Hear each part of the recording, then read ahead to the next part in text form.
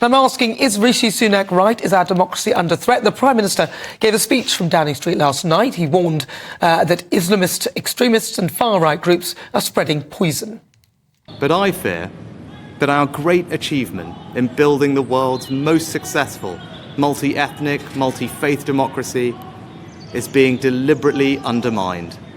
And I want to speak directly to those who choose to continue to protest. Don't let the extremists hijack your marches. You have a chance in the coming weeks to show that you can protest decently, peacefully, and with empathy for your fellow citizens.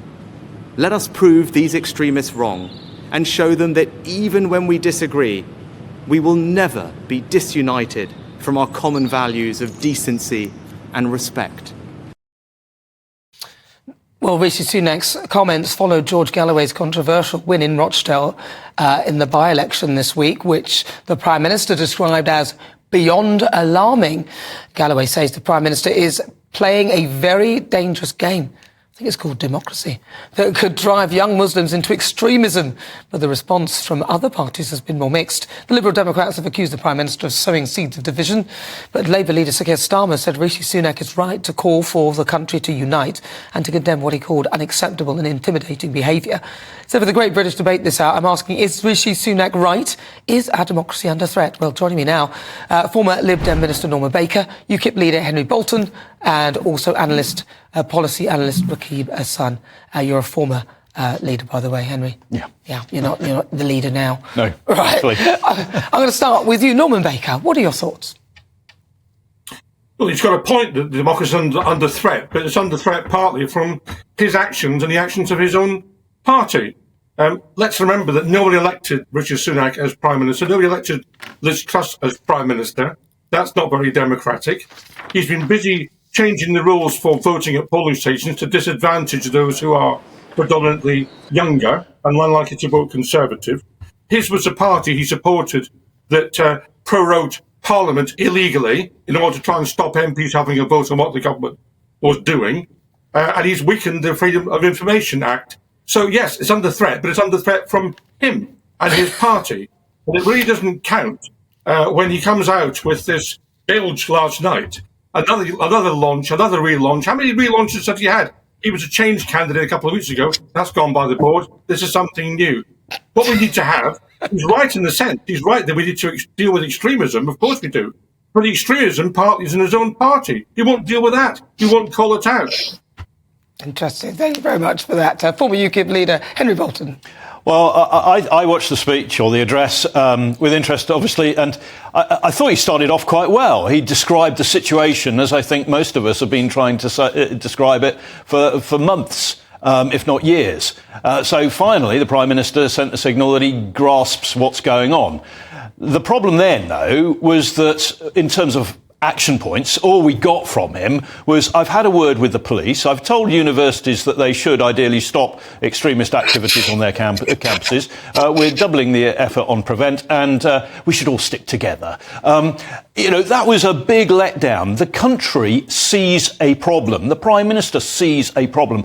Parliament sees a problem. It's time we actually dealt with it. And this is a Prime Minister who made this address just a day after we had eye-watering figures saying that we've issued 1.4 million work visas, or including dependents and family members.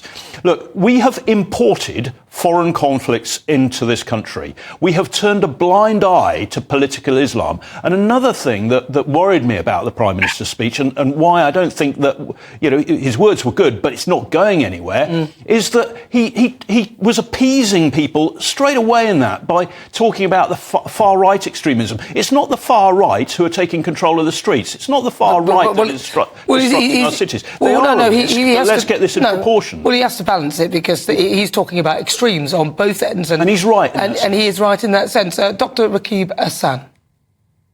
Well, to be honest, Nana, I thought the speech was laughable. It was framed as some kind of emergency intervention after a by-election in Rochdale. And I think, truthfully, the real threat to British democracy is when you have a super wealthy Prime Minister talking in front of Number 10 and labelling the result of a legal democratic exercise in his own country as horrifying.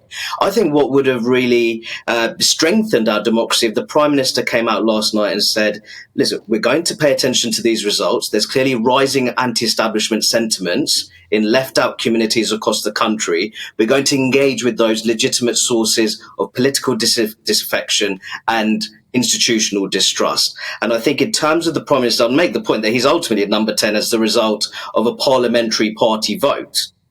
So I think that he doesn't have much of a leg to stand on if he's serious about heightening the quality of our own democracy.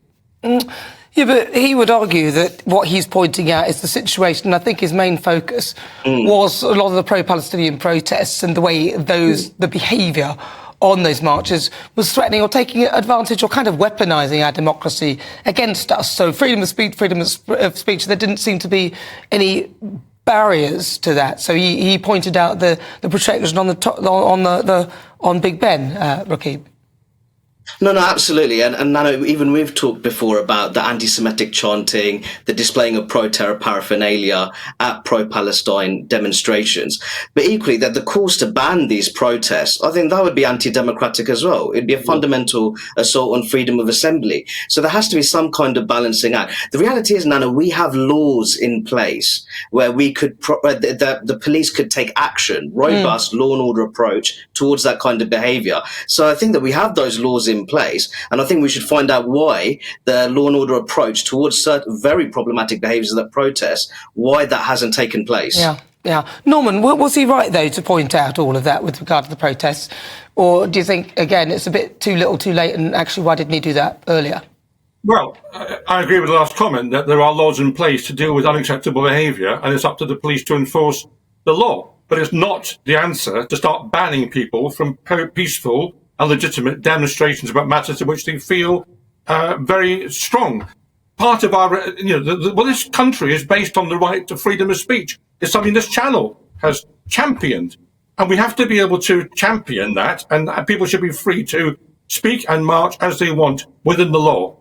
So cutting down their options is not the answer. So he wasn't right in the sense that he wants to clamp down on demonstrations. That's not right at all. He needs to take a different view. On the point about the far right, I think if you speak to the head of MI5, the MI5 will tell you there is a serious threat from far-right extremism in this country, which needs to be dealt with. Let's not underplay that. And the other point I want to make, Nana, very briefly, if I can, is this. The point about Rochdale is important. George Galloway got more votes than the Conservative, Labour and Liberal Democrat candidates put together.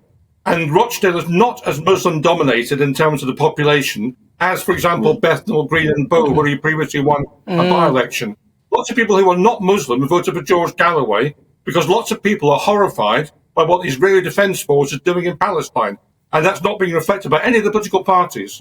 All right, Henry Bolton, you've got about 20 seconds. Final word to you. I mean, the issue is not the Rochdale by-election. The issue here, and the one that triggered the Prime Minister, I think, is the risk, the threat to our parliamentary democracy. And that is primarily not coming from the right wing, although there is a serious threat from the right wing. I understand that. I accept that. But this particular issue is coming from Islamist political Islam. And that needs to be addressed. And I was disappointed not to see concrete action coming out of the Prime Minister. No one's mentioned Keir Starmer, which I find interesting. None of you mentioned Keir Starmer and what happened in Parliament. I was wondering whether you would. So finally, then I'll ask you all. Yes, he is, isn't it? Yeah, well, no, or how he's managing to slither under the radar. OK, so Norman Baker, is our democracy under threat? Yes or no? Yes, from the Prime Minister and from the uselessness of the Labour Party. Also to you, Henry Bolton, yes or no? Yes, it is. And Rakib, yes or no? Yes, from a variety of threats. All right, thank you so much to all of you. Brilliant stuff. That's Henry Bolton, former UKIP leader, Rakib Ehsan, social policy analyst, and Norman Baker, former Liberal Democrat minister. Thank you for your thoughts.